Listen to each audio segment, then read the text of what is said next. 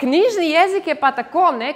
Vsi knjižni jeziki, ne samo slovenščina, ampak vse knjižne variante vseh jezikov so pa vedno delno umetni jeziki, ki se uporabljajo v zelo, zelo omejenih okoliščinah.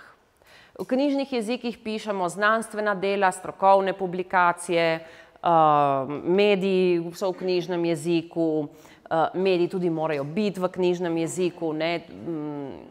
Vse druge variante niso ravno najboljša informacija za govorce. Ne vem, zakoni so pisani v knjižnem jeziku, uradni sprejemi potekajo v knjižnem jeziku, Prešernove proslave potekajo v knjižnem jeziku. Ampak zdaj je že približno konec tega. Velika večina sporazumevanja sodobnega človeka poteka v neki mešanici regionalnih, pokrajinskih teh variant, ki niso prav narečne, so tako malo približno narečne, pogovorni jezik in en pikič knjižnega jezika. V tej mešanici zvrsti poteka večji del našega sporazumevanja. Zakaj? Zato, ker nam, današnjemu sodobnemu človeku, vaško narečje ni več dovolj, ker smo vsi del nekih širših skupnosti. Tako da je prav in je absolutno pozitivno, da poznamo vaško narečje, ampak moramo poznati še vse kaj drugega. Težava je v tem, da je knjižni jezik, za katerega se vi v šoli toliko trudite in mučite in 99% svojega truda vlagate v to, da se otroci naučijo knjižnega jezika, je potem tista jezikovna zvrst, ki jo bojo najmanj uporabljali v življenju. Se pravi, 99% vašega truda, dela, trpljenja, solz in ne vem še česa, gre za nekaj, tudi plače, gre za nekaj, kar bodo otroci potem uporabljali v zelo, zelo omejenih okoliščinah. Zdaj, to še ne pomeni, da zdaj vi tega ne smete delati več, ker je poznavanje knjižnega jezika vendarle eden od temeljev. Zdaj, če si predstavljamo, ta miza stoji na 4 nogah. In če je na eni strani narečje, na drugi strani mora biti tudi knjižni jezik. Zdaj, ne smemo reči, tega pa ne bomo več delali. Nujno boste to delali. Ker za razumevanje katerega koli besedila, recimo, če bodo prišli v stik z nekim, ne vem, navodilom za uporabo nekega stroja, bo tisto pisano v knjižni slovenščini. In torej jo morajo poznati. Ampak hočem reči, da tisto, kar našim otrokom pogosto zmanjka in tudi mladostnikom in tudi odraslim ljudem, so pa vse te neknjižne in nenarečne zvrsti. Se pravi, to, kar je med narečjem in knjižnim jezikom. In dokazano je, da v sodobnem svetu ljudje 90% svojega časa uporabljamo te zvrsti. Se pravi, nekaj vmes med narečjem in knjižnim jezikom. Lahko je bolj podobno narečju, lahko je bolj podobno knjižnemu jeziku, tako kot mi danes tle, ampak to vmes je tisto, kar rabimo najbolj pogosto. In zdaj, če otroci tega, kje pa se zdaj tega naučimo? Kot sem rekla zadnjič, tisti Pierino, ki obiskuje šolo v Rimu in ki ima starša, ne vem, enega z Neaplja, drugega iz Firenc, ne bo nobenega dvoma, kje se bo tega naučil. Naučil se bo iz okolja. In tudi tisti Franček, ki živi v Ljubljani in ki ima mamo iz Maribora in očeta iz Kranja, recimo, tudi ni nobenega dvoma, kje se bo tega naučil. Vprašanje je, kje se bojo pa tega naučili naši otroci. Ker če se tega ne naučijo doma, ker smo rekli, doma govorijo ali italijansko, ali narečno, ali mešanico, ali karkoli že, če se tega ne naučijo v šoli, ker je šola prostor, kjer učimo knjižni jezik in je prav, da je tako, kje se bojo pa unga glavnine naučili, tisto, kar najbolj potrebujejo v življenju, ponavadi je tako, da tega se ne naučijo nikjer. In potem, ko končajo šolo, rečejo, ali pa že, ko še obiskujejo šolo, zadnji smo imeli eno prireditev v kulturnem domu v Trstu, ne vem, kaj je bilo, če ni bilo lih ta 70-letnica obnovitve šole, ne vem kaj, KPN mularije je bilo. In ene punce so morali nekaj prebrati, in ena v slovenščini, druga v italijanščini. In vse so se, 3 so bile, ne vem, koliko jih je bila, ena še v angleščini, ki je brala, se mi zdi. Vse so se greble, da bi brale v italijanščini. Ker je lažje, ker je slovensko ne znam, ker se ne čutim, ker raje ne govorim italijansko. Pa so morali prebrati 10 stavkov. Se pravi, ta nesigurnost.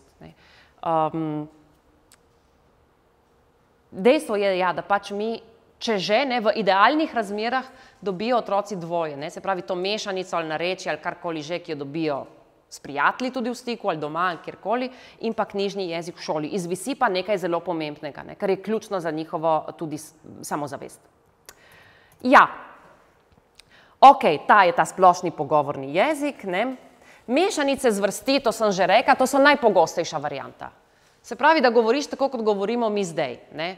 Malo podobno knjižnemu jeziku, ampak ne prav 100% knjižno, kakšna narečna beseda pride vmes, na glas se itak sliši, če je primorski, štajerski ali katerikoli je, ne. Ta mešanica, to je najpogosteje rabljen jezik. In ta najpogosteje rabljen jezik je tisti, ki ga naši otroci slišijo najmanj. Ne, tako da jim nekaj ključnega zmanjka.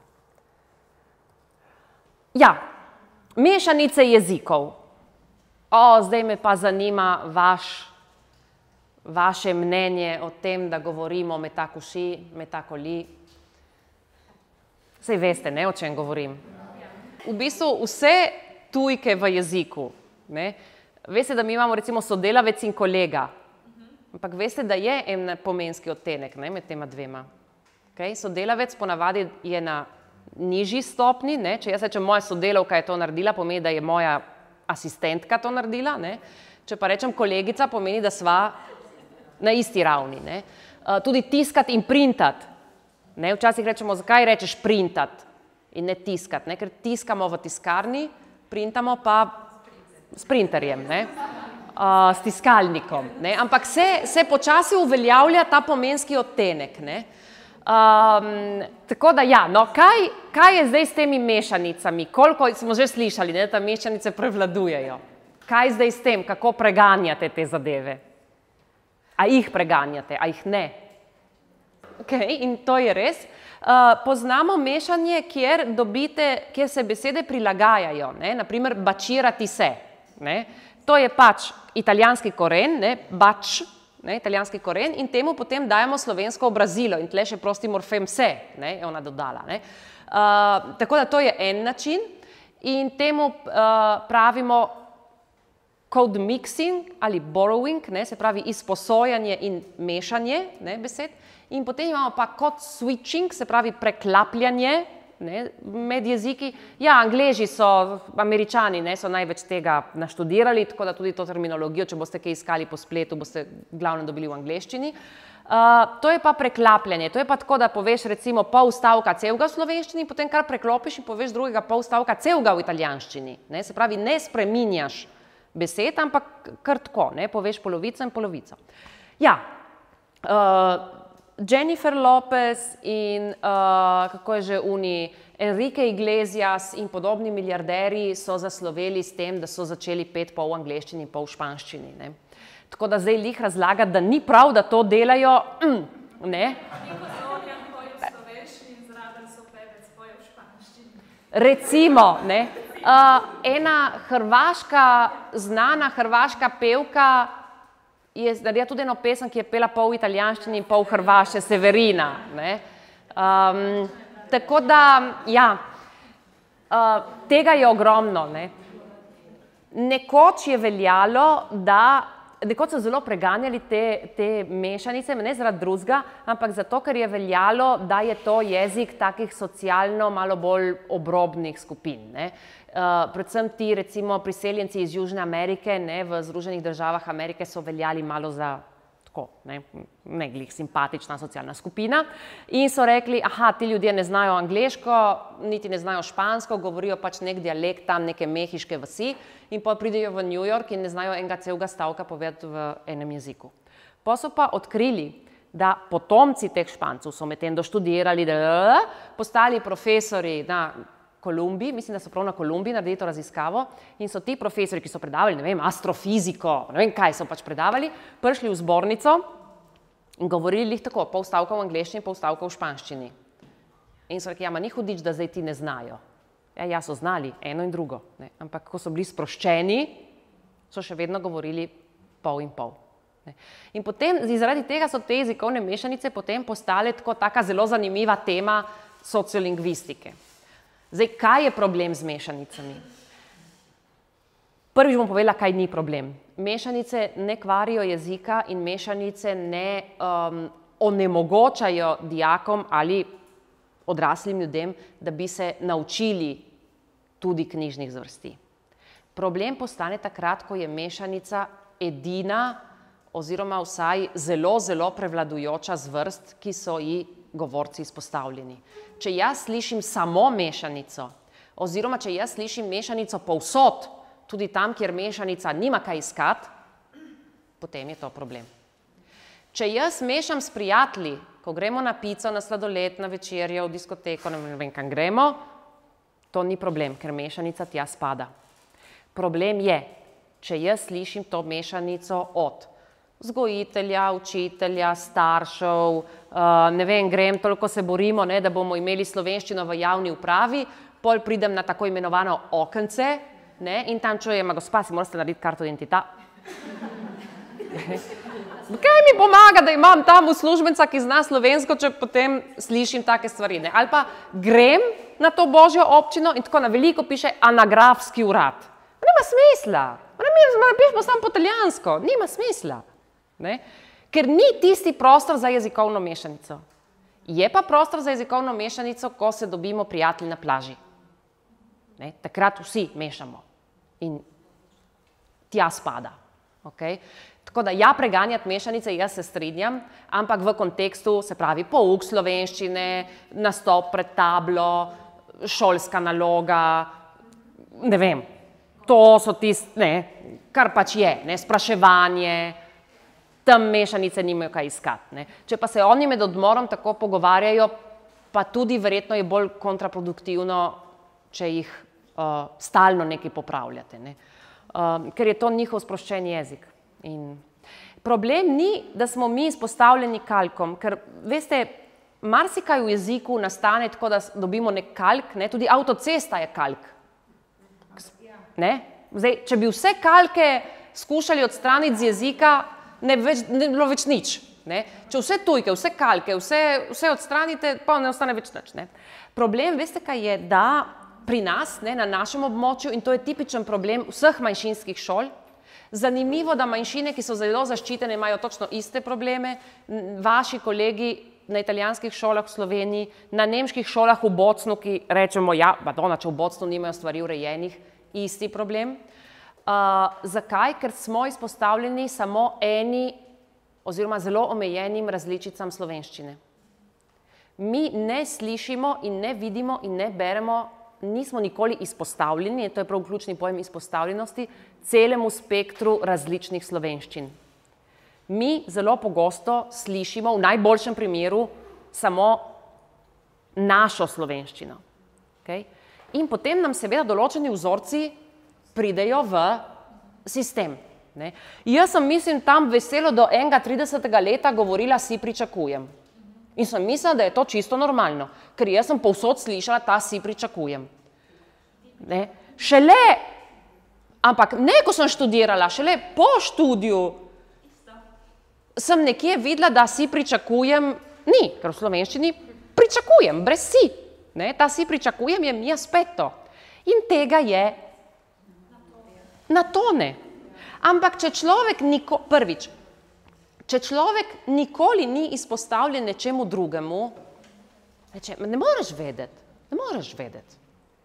Ali pa, ne vem, na šolskem izletu smo bili v 3.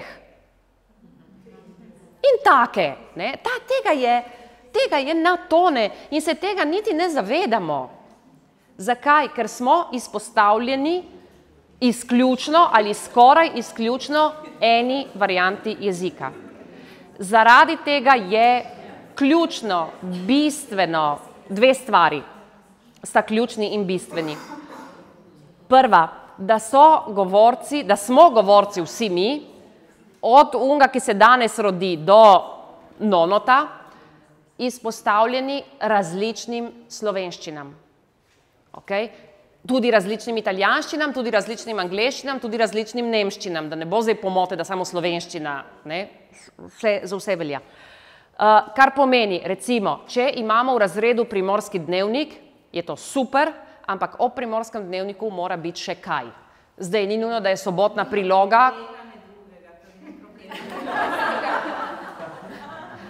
Pač, če imate priložnost, da pouk prilagodite, da morajo, ne vem, recimo strič kakšne članke iz, ne vem, če je opcija. Jaz se spomnim, ko sem bila jaz na srednji, smo to delali. Enkrat na teden pri slovenščini smo morali ustričen članek in potem poročati o tisti novički. Ne vem, če zdaj še to dela, ampak... No, pač ne printajo spleta, ne, jaz tudi ga nimam, jaz tudi imam samo spletno različico, ker jaz sem alergična na papir. Tako da, ja, jaz bi vsa drevesa lepo rasla in cvetela, če bilo zaradi mene, ker jaz papirja ne porabim skoraj nič, razen v zelo intimnih situacijah. Hočem reči na nek način, no, če to delate, ne, danes imamo tudi splet, nekoč, če si hotel dobiti delo, si moral iti v knjigarno, v Trst, ne, kar je bilo, ne, 30 kilometrov, ne, zame dol in gor, danes je vse na spletu, ne, tako da, če recimo pri pouku imate kakšno opcijo, da recimo oni berejo, da dostopate tudi do računalnikov, ne, do spletnih revij, spletnih časopisov, seveda ključno, ne, do nečesa, pol bomo tudi o tem ne malo govorili, kar jim je blizu, zdaj sobotna priloga dela, verjetno za kakšno srednjo šolo ni, ne, za osnovno tudi ne, ampak to, kar jim je dostopno, ne, da slišijo različne stvari, ne, radio, da slišijo različne radije, glasba, stripi, najstniške revije, tudi če je kakšenkrat slovnica taka, da se vam naježijo lasje, ni važno, vse to je del jezika, Sej učiteljice, ne, če ste kakšne, zdaj ne vem, no, kjer ste, ampak si predstavljam, da so tudi kakšne učiteljice, ne, evo, skupinica, ne, sej veste, oni otroci, ki pridejo v osnovno šolo in mama reče, naš, veste, ni nikoli bolan, že veste, da je problem, ne, ker otrok mora biti bolan, mora priti v stik z bakcili, z umazanijo, z virusi, z vsem živim, ker je to del življenja, postaneš odpornejši, ne, unik je vedno vse čiste roke, čista oblekca, čisto uno, nekaj ne gre. In če zdaj gre, čez 10 let mogoče ne bo šlo. In isto velja z jezikom. V stik moramo priti z različnimi variantami jezika. Tudi z napakami, tudi z nerodnostmi, tudi z mešanicami, tudi vsem živim v kontekstu, kamor tisto spada. Tako da, če so najstniške revije, če vidite, da so malo sproščene glede tega, ok, ampak tisto so najstniške revije. Prav? Tako da, dejte jim. Zelo, zelo konkretno pomaga ena zadeva in sicer, s kom in s čim mi govorimo največ časa, s kom komuniciramo največ časa v sodobnem življenju, s čim, bolj ko s kom. Tako. Ena šokantna raziskava je pokazala, da ljudje največ časa, zdaj že več kot 50% časa, porabimo za komunikacijo s stroji. Ne več z ljudmi, ampak stroji. Sem spada seveda tudi pralni stroj, ki mu moramo reči, operi to rjuho pri tej in tej temperaturi. Ali pa telefon, ki mu rečemo, ne vem, naredi to, shrani to, pošli to, ne. Vse to je komunikacija. Največ časa komuniciramo s stroji, oziroma če že z ljudmi, prek strojev, ne več tako, da ti rečem, ne, zdravo, ne, ampak ali je telefon vmes, ali je WhatsApp, ali je mail, ali je Facebook, ali je ne vem kaj. Ne. Zato je ključno, ne, zdaj načelo izpostavljenosti jeziku, pa pravi, izpostavljeni moramo biti jeziku čim več časa. Lahko je kakovosten pouk, ampak če ta pouk traja 1 uro, je lahko najboljši na svetu, ampak še vedno je 1 ura. Otroci pa preživijo 8 ur pred ekranom. Zato je ključno, v katerem jeziku oni govorijo s tehnologijo. Če s telefonom, z računalnikom, z internetom, s Facebookom, Instagramom govorijo v italijanščini, bo italijanščina njihov dominantni jezik. Tudi če je mama Slovenka, oče Slovenc, nono Slovenc, učiteljica Slovenka, ne vem še kdo. Ker oni največ časa ne govorijo z mamo, ampak s telefonom. Tragično, ampak tako je. Zato, če imate to priložnost, ne vem zdaj, kakšno politiko imate v zvezi s telefoni na šoli, ampak enkrat lahko verjetno naredite izjemo in rečete, prineste telefon k pouku, bojo zelo veseli. in spremenite nastavitve na telefonu. Vsi telefoni morajo imeti nujno nastavitve v slovenščini. In vsi programi na telefonu morajo imeti nastavitve v slovenščini. WhatsApp slovenščini, Facebook slovenščini, Twitter slovenščini, Instagram slovenščini. Šolski računalniki. To je šolski računalnik, ki so nam ga prijazno posodili danes. V katerem jeziku so nastavitve Officea? V italijanščini. Oni pridejo v slovensko šolo in vidijo nastavitve v italijanščini. Katero informacijo dobijo? Vi potem razlagate, kako je pomembno, da gojimo slovenski jezik. Da ni pomembna. Kdo je avtoriteta v razredu? Vi? Ne, računalnik. In avtoriteta njihova govori v italijanščini. Ma vi lahko govorite 20 let, kaj vse je pomembno, to in uno in tretje in četrto. Si uničite glasilke, ma nima smisla. Nima smisla, ker vam v 30 sekundah ta reč izpodbije vso avtoriteto. Vse v slovenščini. Ali v angleščini, ali v nemščini, pač v jeziku, ki ga želite podpreti. Ne velja zdaj, da mora biti vse v slovenščini, ampak v jeziku, ki ga želite podpreti. Jaz se trenutno učim francoščine in imam nastavitve Facebooka v francoščini. Na ta račun sem verjetno marsikomu kaj poslala, česar ne bi smela, ampak ja, ker nisem sploh razumela, kaj od mene, kaj mene sprašuje uni program, ampak ja, tako je. Včasih se naučiš tudi zato, ker vidiš, da si kaj hudo narobe naredil v življenju.